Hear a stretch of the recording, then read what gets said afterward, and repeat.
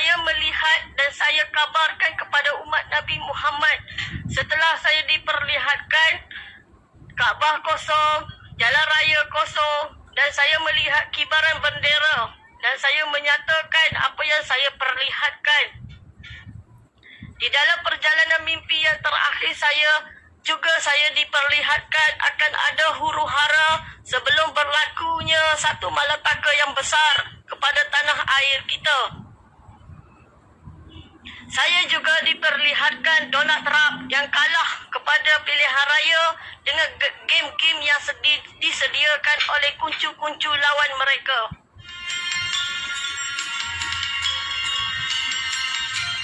Tempat mana jatuh nuklear semasa perjalanan mimpi yang terakhir saya.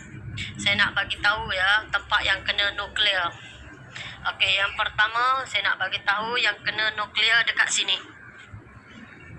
Okey, dekat sini. Ya, dekat sini. Okey, ni. Dekat kawasan ni. Jadi saya tunjuk je lah ya. Nampak? Nampak kawasan ni. Okey, saya letak kat sini. Ni kena. Dan lagi satu yang kena dekat sini. Dekat sini. Okey. Satu lagi saya nak bagi tahu kat sini. Kat sini satu. Thailand. Dia nak lancarkan kepada kita tapi ditembak oleh Pakistan, jatuh ke sini. Ditembak macam mana saya tak tahu, Allahuakbar. Macam ni. Jatuh kat sini. Okey. Nuklear juga jatuh dekat sini. Korea Utara. Korea Utara. Jatuh juga kat sini. Dan satu lagi jatuh ke sini. Jatuh ke sini. Ni. Jatuh. Ada Palestin kat bawah. Ni dekat sini. Ini tempat saya meninggal. Meninggal di atas gunung berbatu yang tinggi. Sambil menadah tangan. Okey, saya nak beritahu kat Australia ya. Australia ni nuklear ada datang dua. Saya tak tahu yang dekat sini ni jatuh kat mana, saya tak tahu. Sebab saya terlalu fokus dekat sini. Masa ni orang terlampau ramai, berebut-rebut makanan, huru-hara. Jadi jatuhnya dua. Tapi yang ni saya tak fokus jatuh kat mana. Saya minta maaf lah orang bahagian sini. Saya tak tahu jatuh ke mana. Allahuakbar. Saya lupa. Bukan, saya terlalu fokus kat sini. Saya terlalu fokus kat sini. Semalam saya dah bagi tahu ini tempat selamat. Dalam bulatan ni. Ini tak ada bom-bom, tapi dia ada gempa-gempa. Gempa demi gempa, gempa demi gempa. Tempat lain huru-hara dan bom. Huru-hara dan bom.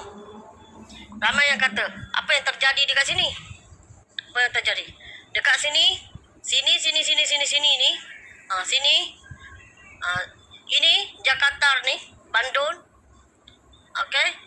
Ni kawasan dia ni. Okey. Masuk juga ni kawasan ni. Ini lautan darah.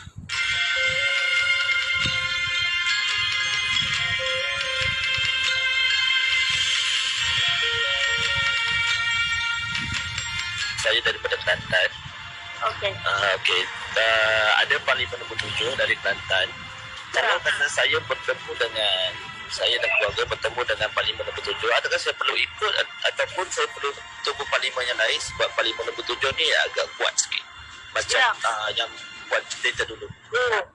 Dia bukan kuat, dia Parlimen tempur. Dia tak ada orang yang duduk kat sana, wanita, orang tua, kanak-kanak, tidak ada. Dia Panglima tempur. Jadi memang tidak adalah wanita, kanak-kanak ataupun orang tua. Tidak ada grup dia. Yang ada orang dewasa, matang, dah faham dah. Ini kalau pergi memang mati. Dah faham dah. Jadi memang diorang pergi aja, straight. Diorang pergi. Jadi kena ikut pada arah Panglima juga, nombor 7. Dia akan arahkan arah ke mana. Silakan. Mungkin akan sampai kepada Panglima nombor 3. Akan sampai kepada Panglima nombor 3, iaitu Sultan Mizan. Okey, baik. Faham. Dikelilingi oleh pengawasan daripada Panglima 5, Panglima 3, Panglima 1, Panglima 2 dan Panglima 6. Tim Zakir ni ada lelaki juga ke semua perempuan? Ada laki-laki tapi tak ramai. Contoh wanita ada 100,000 orang, laki-laki ada 20 orang. Kerja apa? Kerja jaga wanita tadilah yang gila ni. Jadi yang lebih selamat kakak suggest mana? Kami ke Mekah ke atau ke Semenanjung? Terpulang pada pilihan ketua waktu tersebut. Dia ada ketua kapal atas tu. Terpulang pada pemilihan dia. Tapi yang dalam mimpi kakak tu banyak yang ke Mekah atau yang ke Semenanjung kak? Okey, yang saya tengok yang pergi ke Mekah ni daripada Indonesia, Kalimantan, Sabah dan juga Sarawak. Yang ni ya Islam lah, memang nak pergi ke Mekah, nak pergi terus pada cari Imam Mahdi melalui laut. Dan jika dari niat nak masuk ke Semenanjung, maka akan ada daripada kumpulan Panglima nombor 2 dan mereka hantar rakyat mereka masuk ke arah kita, ke arah Semenanjung. Tapi masa tu masih bom berlangsung. Okay. Waktu bom yang berlangsung tu masih dekat sama ada Pulau Pinang atau Langkawi ataupun memang dah seluruh Semenanjung? Tak, masa tu dalam tipuan emas, kita ada di Semenanjung. Kita tak kira lah daripada India. India cuma dia buat serangan 2 hari sahaja. Kita ada masa lagi di Semenanjung secara paling sikit lah, kurang lebih sebulan. Tetapi ada serangan daripada India termasuk Pulau Pinang, Langkawi dan perairan pantai utara dan juga selatan ada kena serangan selama 2 hari dari India. Okay, dalam perjalanan kita nak meninggalkan Malaysia ni, adakah chances untuk barang-barang kita dirampas? Apa yang kita bawa tu semua kena tinggalkan sebelum nak masuk border-border negara lain? Terima kasih. Perkataan yang paling tepat, jika ada kelengkapan kita kena bawa sendirilah. Macam saya berserahan diri, jadi kebanyakan kelengkapan tu saya pakai yang dah disediakan oleh Panglima. Jika kita bawa, kita kena bawa sendirilah. Macam tu. Ada chances tak untuk apa yang kita bawa tu dirampas atau kena tinggalkan sebelum masuk? Kita orang awam, jika kita orang awam dan di tangan kita ada M47, memang akan dirampas. Jika kita di tangan kita tu ada pisau dapur macam saya ni, dia tak rampas lah. Sebab duk siap bawang kan. Nanti nak siap bawang dengan gigi lah. Kalau macam kita bawa wang tunai ke ataupun tak ada. Kita bawa jongkong emas 10 ketul pun pikul lah sendiri kalau larat. Saya nak tanya kak, masa selepas India menyerang Indonesia, letakkan bom, di Pulau Pinang akan kena bom kan? Dia campak sekali bom tu sampai ke Malaysia. Dia campaknya bom sekali sampai ke Malaysia dan termasuk Pulau Pinang. Pulau Pinang 40% under spot hancur. 40% hancur. Jadi dalam macam saya dalam plan dengan tim akan keluar daripada Pulau Pinang bila dengar tipuan emas dan Sabah dibom.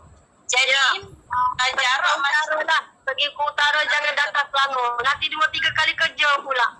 Saya pun nak sampai ke sana pun sampai seminggu tu, saya rasa 10 hari pun lebih saya. Duduk berangkat kat Celah Batu.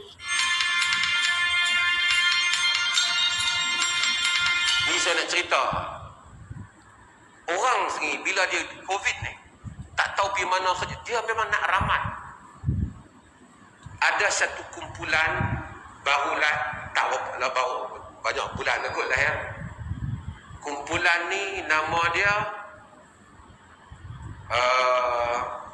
Perjalanan Mimpi Yang Terakhir, PMYT. Ada grup dia buat di dalam media sosial. Grup ni grup ni ada ribu juga. Mereka sedang bergantung dengan mimpi satu orang yang nama dia Masitah Abdul Jalal. Dia ni telah muncul dalam medsos cerita tentang mimpi akhir zaman yang dia dimimpi. Ada pengikut dia yang sedang siap jual rumah, buat rumah dalam hutan, nak korek dalam tanah, bersiap perjalanan nak pergi ke Syam, nak join Imam Mahdi. Ini cerita betul di Malaysia. Ni saya cerita. Ini kisah benar. Dan mereka ada banyak grup-grup Telegram, WhatsApp mereka. Sampai ribuan yang sertai. Duk siap beli barang apa semua, benar anak panah apa semua siap. Sebab dunia nak kiamat dah ni. Dan Masitah ni buat ramalan melalui mimpi dah. Macam-macam lah ramalannya. Bulan Ogos apa akan jadi, bulan September apa jadi. Ni, pendakwa-pendakwa mimpi ni, yang membawa benda-benda khurafat yang seperti ini, mereka mendakwa dengan dakwaan-dakwaan yang karut.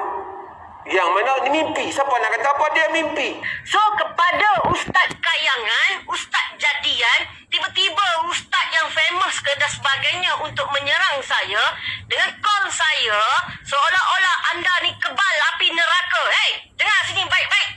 Cuba buka depan aku nak tengok tinggi mana ilmumu. Ha?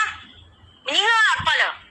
Malaikat sudah bagi tahu saya ni hamba Allah yang kurang cerdik. Jadi saya menyampaikan perjalanan mimpi yang terakhir saya pun memang kurang cerdik lah. Saya sudah raung di dalam neraka Allah. Tidak ada golongan masuk neraka kerana waxing. Saya juga sudah raung di mahsyar Allah. Tidak ada juga golongan yang susah payah kerana waxing. Nabi Isa ni kacak. Tahu, kacak dia. Mata biru cair. Dia tak macam muka Melayu lah. Tak macam muka Jawa. Muka orang luar negara tu. Macam, tapi dia halus. Macam halus. Kulit halus. Dia macam muka ni lah. Muka Parsi. Tapi dia lembut. Air muka dia tu lembut. Baginda ni muka dia lembut. Saya nampak dia di tingkat 2 di dalam syurga Allah Subhanahu Wa Taala. Untuk seluruh dunia, saya seorang saja atas muka bumi ni disapa dengan panggilan Sitah An-Nur. Kan saya doa bukan-bukan kan? Kamu nak lah. Perjalanan mimpi yang terakhir ni untuk umat Nabi Muhammad. Kalau Rasulullah sendiri tak mengaku mu untuk umat aku, bukan kerjaan aku untuk atasmu, tapi takdir Allah Subhanahu Wa Taala mu ni ahli neraka.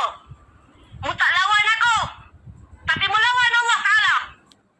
Saya sudah diperlihatkan bagaimana sirat Allah dan ketinggian Allah, bagaimana seksaan di mahsyar Allah, bagaimana huru haranya di dalam neraka Allah, hiruk-piruk, pekik, memekik, melolong.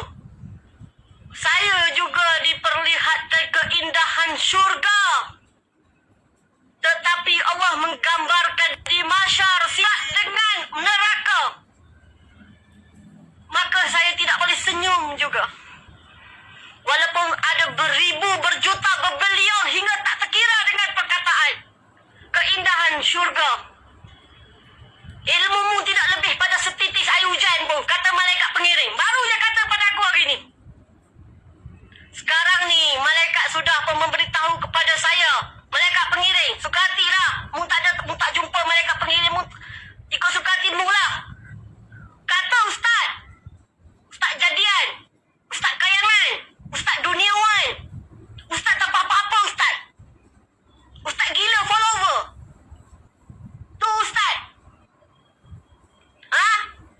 Lagi satu. Ustaz apa? Ustaz scan. Hei, mu ni kalau depan mata aku, habislah. Tak bantai. Orang cakap perjalanan mimpi yang terakhir. Dengar, teliti. Tu baru Ustaz. Dengar ya, kepada Ustaz-Ustaz Kayangan, Ustaz-Ustaz Jadian, Ustaz-Ustaz tiba-tiba Ustaz, Ustaz-Ustaz scan, Ustaz-Ustaz merapu, Ustaz-Ustaz meraban. Dengar sini baik-baik. Dengar sini baik-baik ya. Saya nak bagi tahu, zikrullah gelung bumi itu memang nama dia dah. Gelung bumi itu memang nama dia dah. Kerana satu malam Allah memberi kasih sayang kepada setiap hamba-hamba dia untuk saya memberitahu zikir gelung bumi.